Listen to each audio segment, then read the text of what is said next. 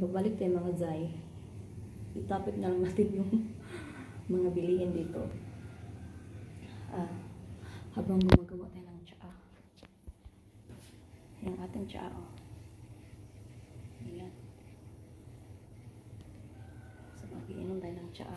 Hindi ko na siya nilalagyan ng gatas. Isave ko yung isang malaki para mamayang hapon maggawa ako ng tsaa mamayang hapon. Adik ako sa kape.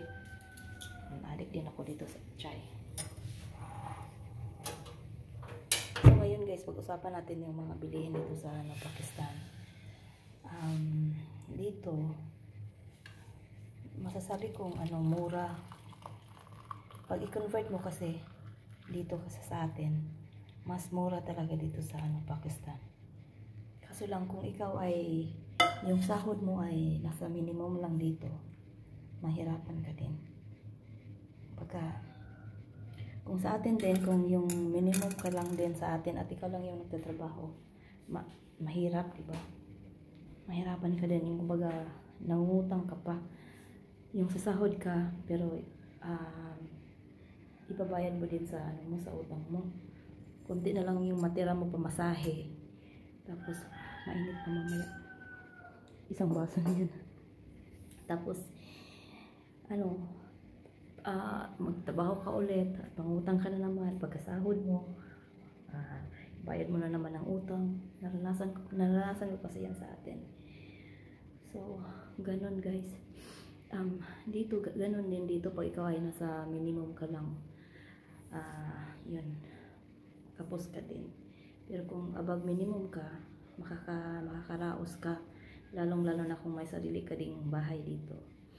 Yung mga tao dito, may nangungupahan din yung ibang mga tao, katulad din sa atin. Tapos yun nga, yung mga bilihin dito, yung mga gulay, yung mga prutas, feel ko nga mas maganda pa rin dito dahil sa pagdating sa prutas, nakakain ka ng klase-klaseng prutas. Sa atin, parang konti lang yung prutas sa atin, parang konti lang. Dito parang Hong Kong style din yung nila dito, mga prutas. Kasi dito guys, meron silang mga, hindi na yung local yung mga prutas nila dito. Meron sila dito mga pananim, halimbawa mga apple, oranges, grapes, klase-klaseng prutas meron sila dito. Tapos siguro sa klima ba, maganda yung klima. Ang oranges dito guys, ngayong tiglamig, marami yan. November, December, kaya inaabangan ko dahil namimiss ko na yung orange. Yan ang marami pag winter. By season yung mga prutas nila dito. Maraming talagang prutas dito. Mura lang din yung prutas. Nabawa sa 1 kilo, by kilo yung mga binibili nila. Halimbawa sa 1 kilo ng apple, mga 200 siguro. Ang mangga murag mga 200 pod. So pila naman ng 200 sa tuwa. Unya, ang mangga sa tuwa baling kamahal kaayo. Ang usa ka mangga 100 kape na siguro. Kung i-kilo mo siya, samot na kung pang-export na mangga, katong tuod. Yun, mahal yun sa atin. So dito, makakabili ka ng 1 kilong mangga, mga 200, ganyan. So, marami na yun. 1 kilo siguro pag malakihan, 3, 4. Or, ayan, madalas siguro 3. Pero kung yung medyo maliit lang, marami ka nang mabibili. Tapos watermelon. Basta guys, mura lang yung mga dito. Mura lang yung prutas dito. Pag oranges naman by dozen. So by dozen yung kukunin mo. At yun, mga grapes, makakain ka ng mga grapes. Sa atin kasi mahal, as in mahal talaga. Yung isang apple sa atin siguro nasa 25 or 20. Siguro ngayon tumaas na. Tapos pa ba? Yung mga gulay, mura lang din yung mga gulay. Pag bumili sila dito guys, hindi ka mawawala ng patatas. ano ba tawag yan sa Tagalog, patatas, di ba? Patatas, potato. Dito, ano yan, meron ka talagang patatas dito, meron talaga kaming, ano guys, patatas, potato. Tapos by kilo yung bibilhin mo sa atin, parang hirap ka bumili ng by kilos. Yung onion, garlic, by kilos ang binibili nila dito. Yung tomato, ayan. Medyo sabi ni mama yung adrak ang mahal ngayon dito. Nasa 900 yung isang kilo. So, may kamahalan pag dito na 900, mahal na. Tapos ano pa ba? Yung mga, madalas dito guys, may mga beans, mga peas, mga dal, yung tinawag nilang dal. Meron kami mga stock niyan. At kasi parang alternate kung gusto mo ng ano, beans, yung mga beans lang. O gusto mong mag-subsi, may pang-alternate ka. Tapos kasi dito hindi kami masyadong nagmi-meat.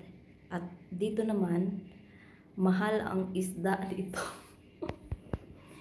Magkano ba yung isang kilong isda? Siguro mga nasa 1,000, 4,000 or something, mga 1,800 to 2,000 siguro. Mga ganyan, pero malalaki yung mga isda. Kaso lang may amoy.